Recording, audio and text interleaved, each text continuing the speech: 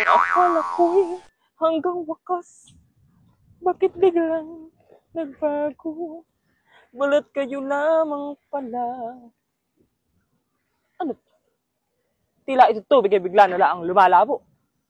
Kanina'y malinaw ito ay. Paano ba ako magbabanlaw nito? Ano ginagawa mo diyan? Ako'y naglalaba din eh. Siyang labo-labo itong tubig! Ano ba naman tenang bigla ko na lang ang bumubulyang at di ah?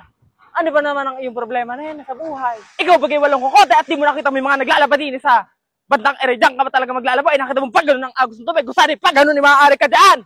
Ako na may nanguhuli lamang dito ng hipon na iuulam. Masama pag nena. Ito bang ilog na ito yung pagmamayari mo na nena? Hindi ngunit diyan ka lang nakatira sa taas at malapit sa ilog. Ito yung pagmamayari mo na. Gumaganti ka ba sa akin sali? Hindi, bagat ako dapat gamanti sa'yo dahil kahapoy binakal mo ako ng walis at ng dasan. Eh ano nung huli ka ng hipon diyang maaari ka naman saan mong huli doon banda nang di nagkakanta-labo-labo ang tubig. Eh tignan mo ginawa mo ah. Tignan mo, paano ako dito magbabanlaw ah. Nakita mo mga puti ang aking nilalaban. Ayan na, puti. Pag ito'y binalaban ko dito, ano magiging kulay nito? Kulay ng sao. Kung man ang suba yung mga nilalaban na yan ah. Eh hindi ko na kasalanan iyon. Ako'y nangihipon lamang, kasalanan iyan ang nagbabako. Hindi ko kasalanan. Eh bakit ba ako ang sinisisi mo na lang palagi na ako na lang palagi ang may kasalanan? Ikaw bagay bulat, ikaw bagay duling at hindi mo bagay nakikita yung bakong iyon. Tingnan mo ah, tingnan mo. Oh, hindi mo bagay nakita?